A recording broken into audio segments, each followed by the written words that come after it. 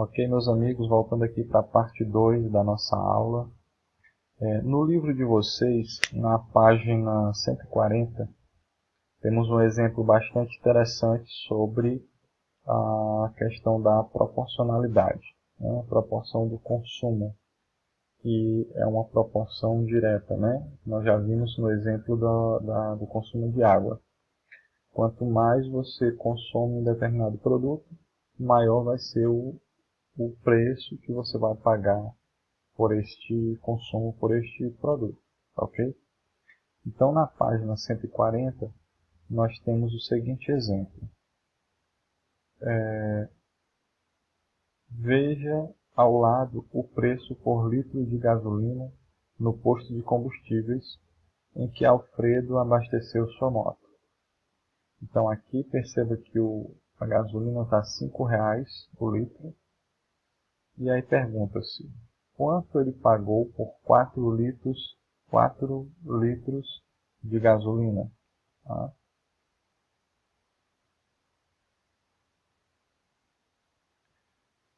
Bem, nós construímos essa pequena tabela para compreendermos melhor. 1 litro de combustível, né, da gasolina, custa R$ 5,00. 4 litros custarão quanto? Tá? Mais na frente, a gente vai lembrar que esse tipo de problema pode ser resolvido por meio de uma regra de 3 simples, né? Mas aí nós temos também aqui uma equação envolvendo duas variáveis e um valor fixo, né? Nós temos aqui o y, né, que vai ser igual a 5 vezes o x. Nessa equação, nós podemos nomear o y do valor a ser pago e o 5, né, que é o valor fixo do preço de 1 litro de combustível, e o x, a quantidade de litros que serão consumidos.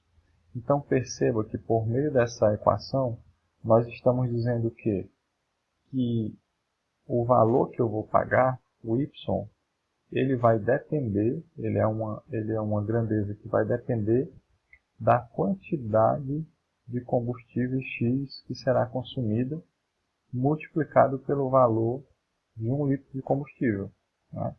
Então, por exemplo, se 1 litro de combustível custa R$ 5,00 e eu vou consumir 10 litros, né? Se 1 litro custa R$ 5,00, eu vou consumir 10 litros, então o valor que vai ser pago, ele está diretamente relacionado com a quantidade de litros de combustível que serão consumidos, né? Então 5 vezes 10, eu terei que pagar aqui R$ 50,00, ok?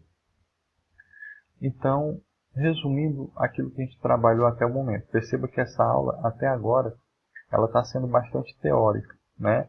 Mas vai chegar um momento já já que a gente vai partir para os cálculos mesmo, tá bom? Então, nós podemos resumir esse momento nas duas seguintes situações. Primeiro, quando uma grandeza cresce e a outra diminui, nós temos a chamada proporção inversa, né? Quando eu estou analisando duas grandezas, uma cresce e a outra diminui, então eu tenho proporção inversa.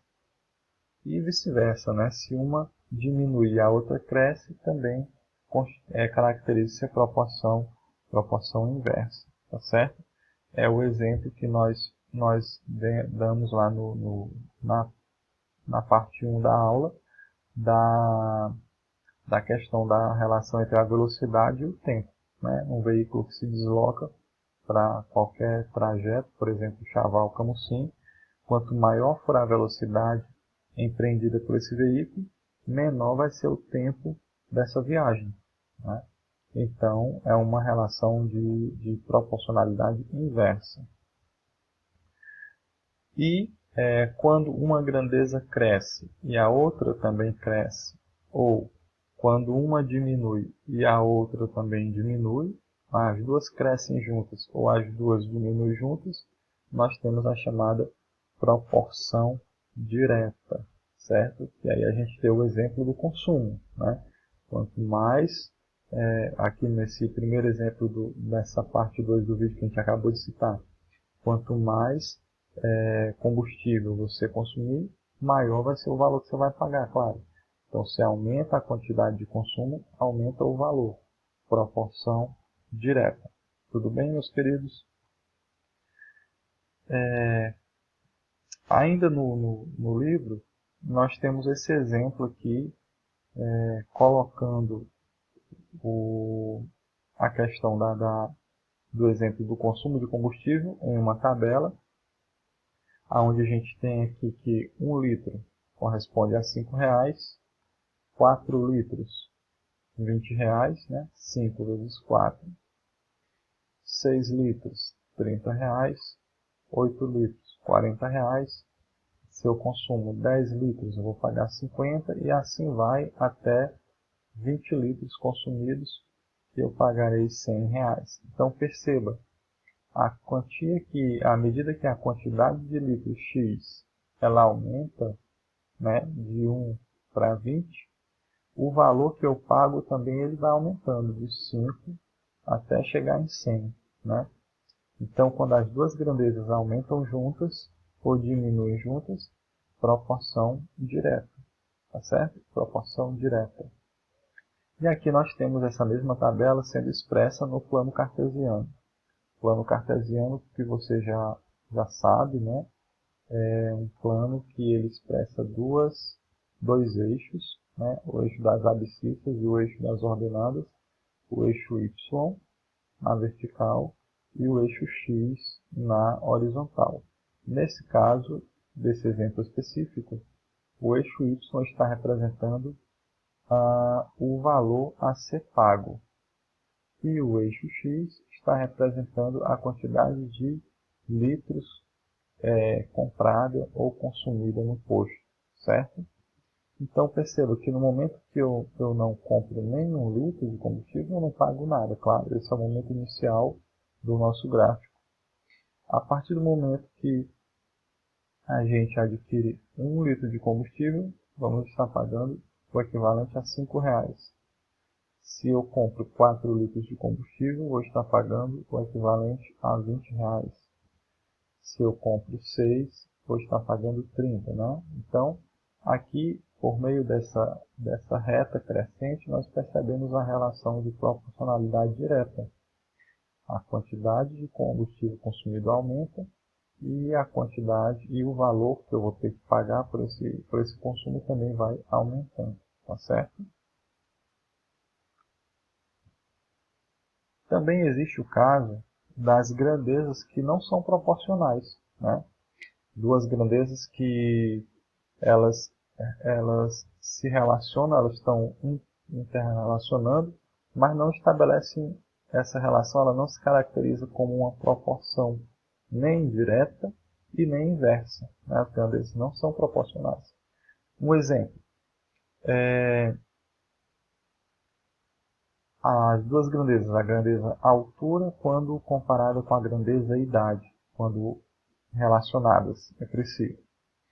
Então, se aos 15 anos de idade sua altura é de 1,5 m, não significa que aos 30 anos a sua altura será de 3 metros. Certo? Ou seja, o que aconteceu aqui?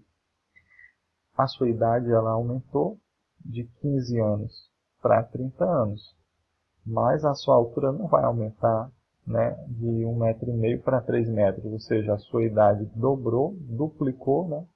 De 15 para 30, você duplicou a sua idade, dobrou, mas você não vai conseguir dobrar a sua altura, né? Porque você tem ali um limite biológico estabelecido, né? Um padrão genético. Né? Então essas duas grandezas elas não são proporcionais.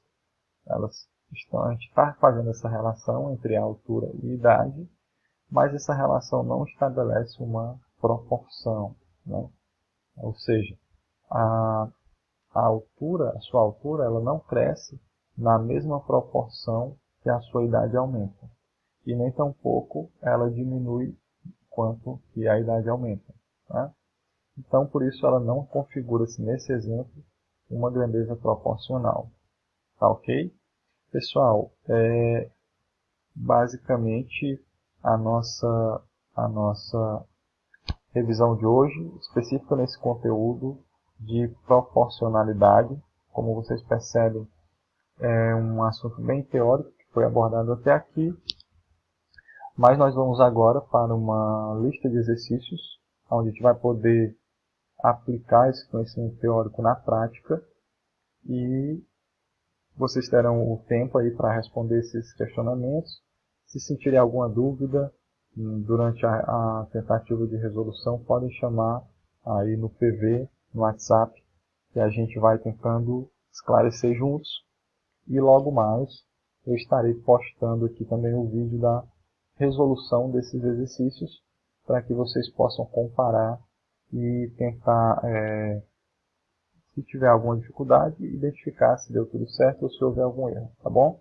Então, no mais, fiquem com Deus e até breve.